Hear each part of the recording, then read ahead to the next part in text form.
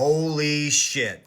So Elon posted this, and he says there's going to be massive economic growth over the next 12 to 18 months. Now, the question you have to ask yourself over the next 12 to 18 months, or the last 12 months, is do you feel wealthier?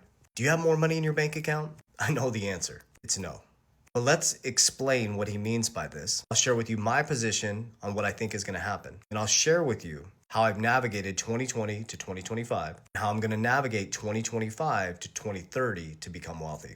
We got rich from 2020 to 2025. Now we're about to build wealth from 2025 to 2030. Now, to be very transparent, I started by losing everything in 2020. I did have my crypto portfolio that I did not touch because I knew the economic shift that was coming. I studied it methodically and I held the line. So I'm first going to share with you what I believe he means by this. I'm going to share with you what's going to happen macroeconomically and microeconomically. I'm going to share with you how I'm positioning myself. And the next era for me is I'm just peeling back the curtain. I'm going to tell with you guys exactly what I'm doing. Now, I'm not doing this to get you to do what I'm doing. It's not financial advice. What I'm doing is helping empower you to go make your own decisions, to think differently. We don't need stimulus checks. We need financial literacy. You have to study inflation. Here's a reality. There's only interest in the system. I want you to picture an interest symbol. You're paying it, making the wealthy wealthier, or you're earning it, sucking the liquidity out of the middle and working class. That's it.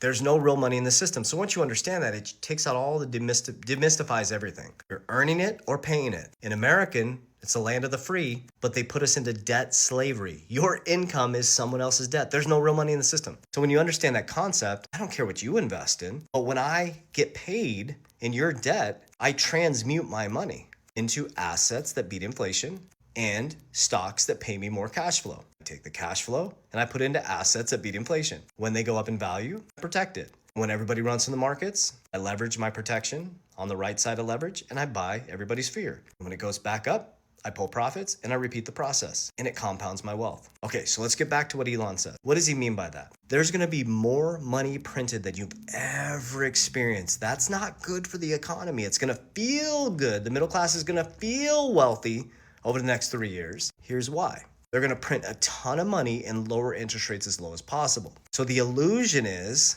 everybody's getting wealthier. Because your neighbor buys a new car, neighbor remodels their house, your neighbor's going on cruises and vacations. Because all Americans are doing is monetizing more debt, making the wealthy wealthier. So it appears that everybody's getting wealthier, but we're going deeper into the debt cycle. Now, the economic growth is gonna come from this, is tariffs are gonna bring a bunch of manufacturing back to America, which is awesome.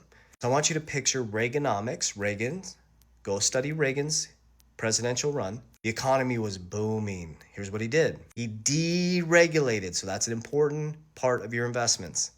He brought in innovation, entrepreneurship, capitalism. He lowered interest rates, and money was flowing like water. But there's always an inverse to this, guys. So first quarter, second quarter, as Trump goes into midterms, he's gonna make these markets look fantastic. You're gonna print a ton of money and lower interest rates. Now there's just an inverse to that. When you lower interest rates, it devalues your currency. That's that simple. It's just macroeconomics or economics. So then money flood into assets. Remember, money's just going back and forth. That's it. The rich get richer and the poor get rich quick and they get poor. When you're rushing in, the rich are selling you their assets. You're rushing out, we're going in and buying the assets. It's that simple.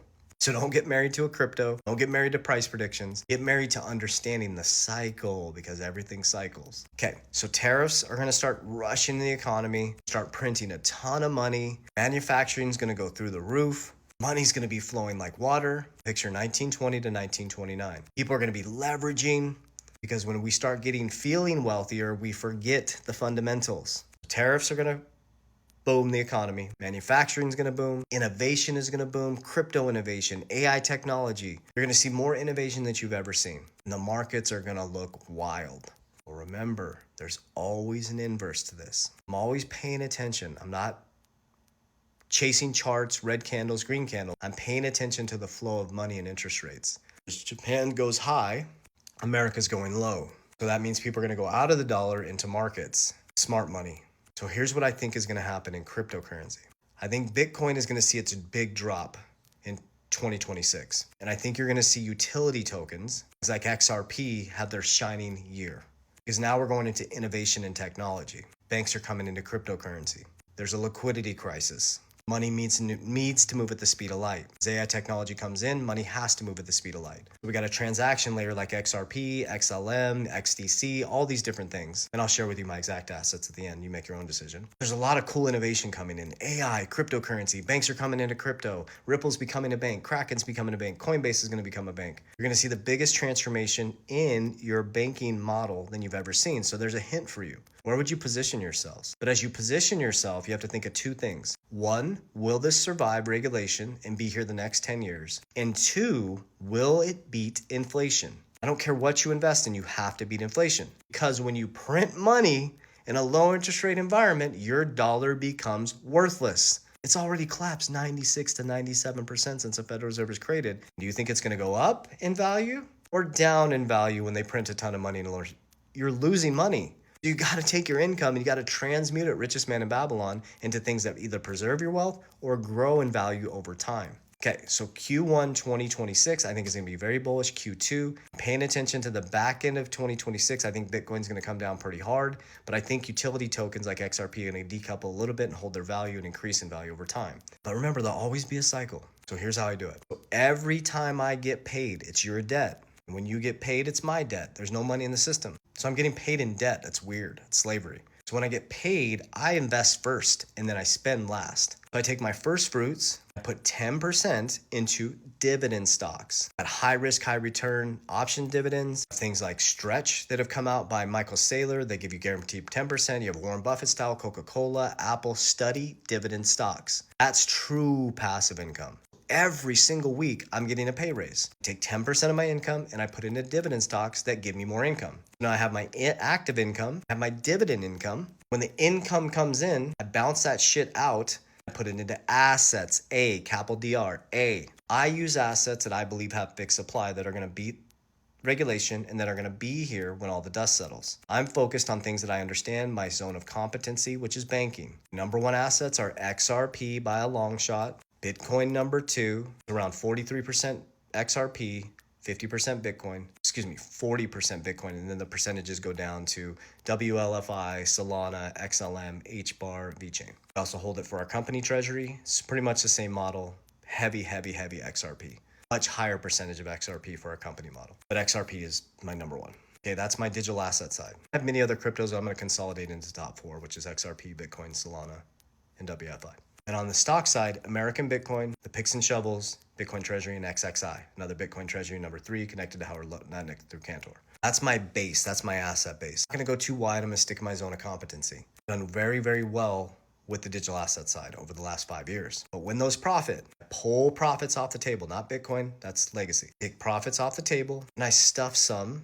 If I pull $3 million, I take 10%, I put $300,000 into dividend stocks, which does what? Creates more cash flow. That gives me a pay raise. The next is max fund my insurance policies, which is P, protection and capital DR. So now I created more cash flow through dividends. I created a family bank component where I can leverage, remember, wealthy people leverage to get wealthier, working class leverage to get poorer, and to make the wealthy wealthier. So I put money into my family bank, my cash value life insurance. They need to be structured properly and funded properly, need cash in them. Now I have a protection component of my principal. I have a leverage component, which is my family bank. And I put 10% into dividends, which created cash flow. And I put the rest into stable coins, which pay me interest. I'm making interest off my stable coin, making cash flow off my dividend. I have a family bank waiting for the markets to come collapsing down because they're going to come collapsing down. If it collapses down, I borrow at low leverage to buy more assets that appreciate. I take the cash flow, go back in, buy more, and I take the stable coin and I transmute it into assets when they're red.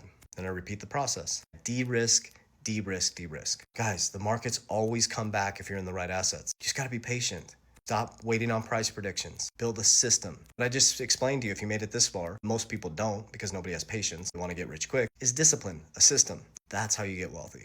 So I hope the transparency helps. Keep peeling back the curtain, air of authenticity, share with you exactly what I'm doing so you can measure my success over the next 5 years. Warriors, rise! Get your shit together. God bless you.